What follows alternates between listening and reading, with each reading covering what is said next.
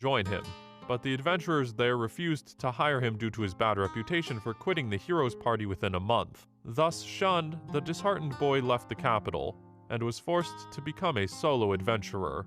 Back in the present, Karna kneels before the dragon's remains and wonders what he should do from then on. His spirits worry about his well-being and offer to find him something to eat since he was hungry, but he doubts if they can find food there. He then deduces that there may be more treasure chests and other dragons in the cave, so he orders them to find some food and uses Ghost Search to send them away.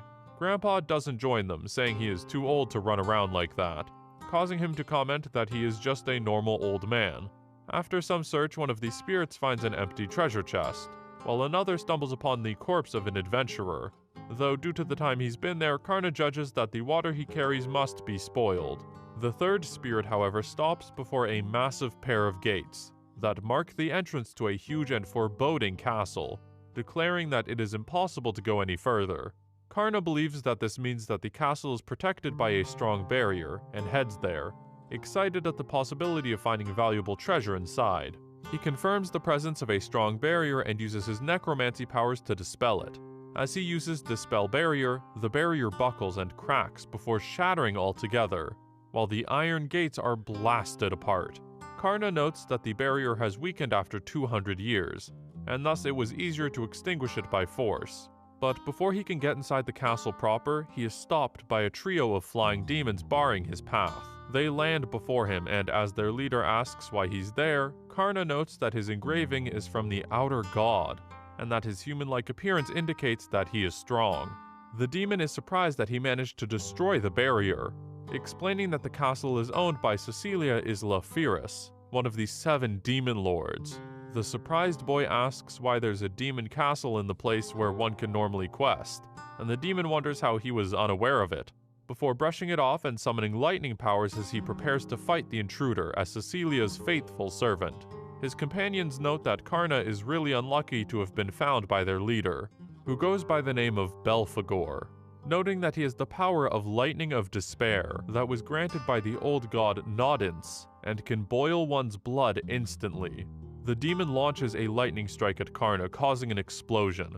Belphegor comments on how trifling the matter was, until the dust clears to reveal Grandpa in a human form holding a lightning trident in his hand, declaring that he will not be harmed by such a weak spell, and will not permit any actions that harm his lord. The demon looks in disbelief, wondering why the old god Nodens is obeying a human.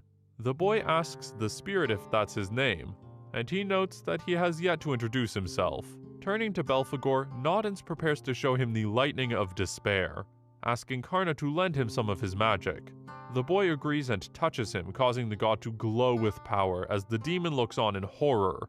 Nodens then goes full Zeus on him, unleashing a thunderstorm that fries him and leaves his 2 henchmen badly wounded and terrified. Seeing how the god defeated one of their strongest demons, they turn to flee until their mistress, Cecilia, arrives. Smiling, the demon lord of lust congratulates Karna for showing her something interesting, and asks for his name, later offering him to serve under her. She praises his fighting style and states that there is something in him that she wants. But the boy lowers his gaze and tells her to stop, noting that necromancy is an unpleasant magic that got him kicked out of the hero's party. She merely smiles, telling him that there's nothing wrong with his skill, and declaring necromancy to be the most wonderful magic in the world, asking him to show her more. Karna is hesitant about betraying humanity, but Cecilia caresses his cheek, and more importantly, offers a 20 million gold a year salary, and he gladly accepts. The La Rural Underground Palace is the land ruled by Cecilia Isla Firis, one of the 7 demon lords who obtained their power from God and descended from the great demon king.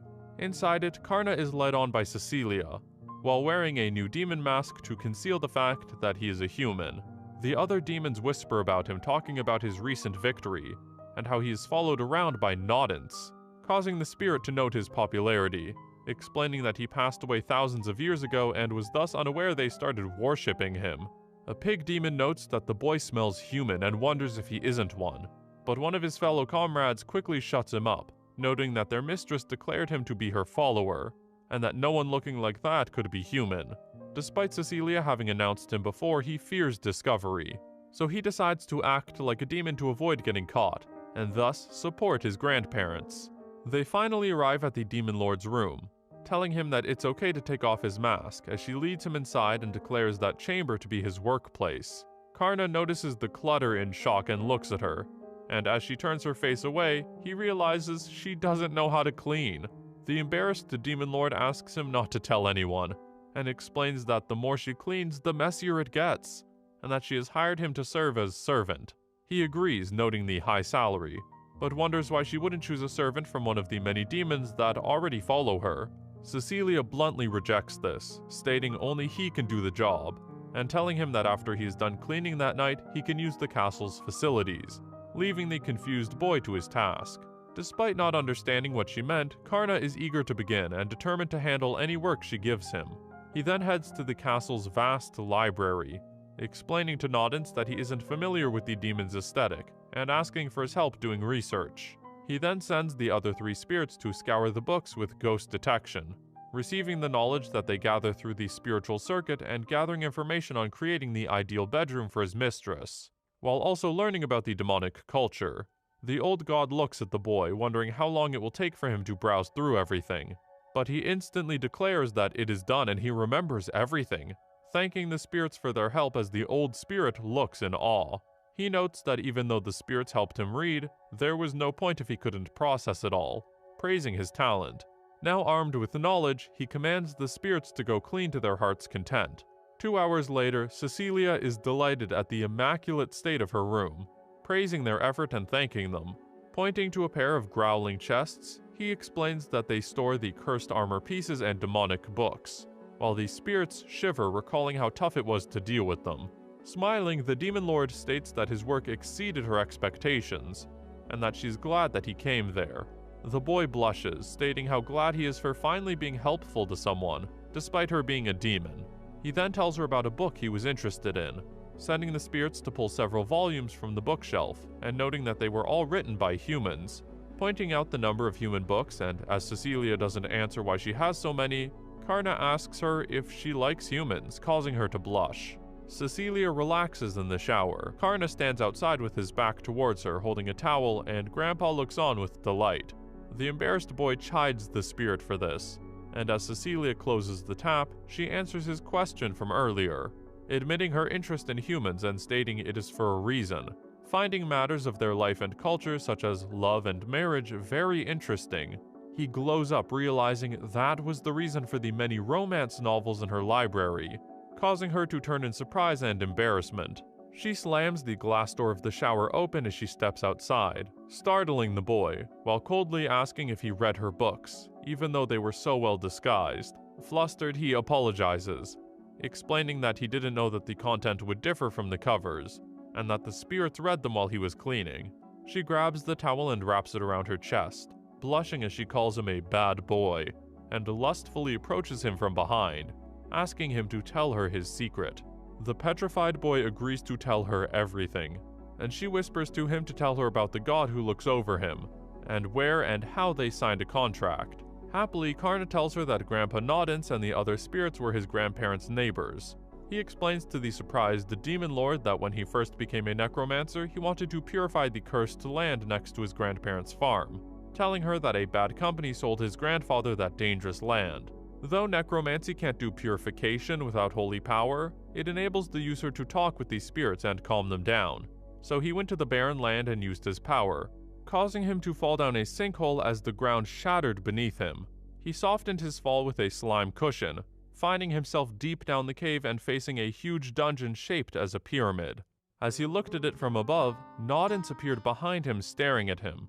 He tells Cecilia that he was surprised to find a dungeon next to his grandparents' house, and Noddance expresses his surprise that a boy managed to break the seal. This was before he met the other spirits, and as he got to know Grandpa, they signed a contract. The old god notes how he sometimes popped out of nowhere to learn magic, describing him as the son of the man who's heard of magic but never looked into it. Donning a bathrobe, Cecilia marvels at the fact that the tomb of the old god that had been erased from history was in a place like that. He was one of the old gods that gave power to the 7 demon lords, but lost his body after humans betrayed him. According to legend, his soul was sealed in a tomb somewhere, but the location was erased from all lore and written records, so no one knew where to find it. with the land finally being sold to Karna's family as a cursed land. She notes that in order to release Noddance, he would have to break a dangerous and powerful seal, meaning the child is a lot more than she expected. The boy looks at her asking if she caught a cold, but she states that there was no way that could happen. She then decides to entrust him with all of the housework, noting that there are plenty of rooms left to clean. Diligently, he promises to get to it right away, and enlists his spirits to help, and finding him so reliable, she offers him another job, with a reward of a nice room and an annual salary of over 5 million gold. The boy shakes at the prospect as the spirits circle around him, and he frantically raises his hand and declares that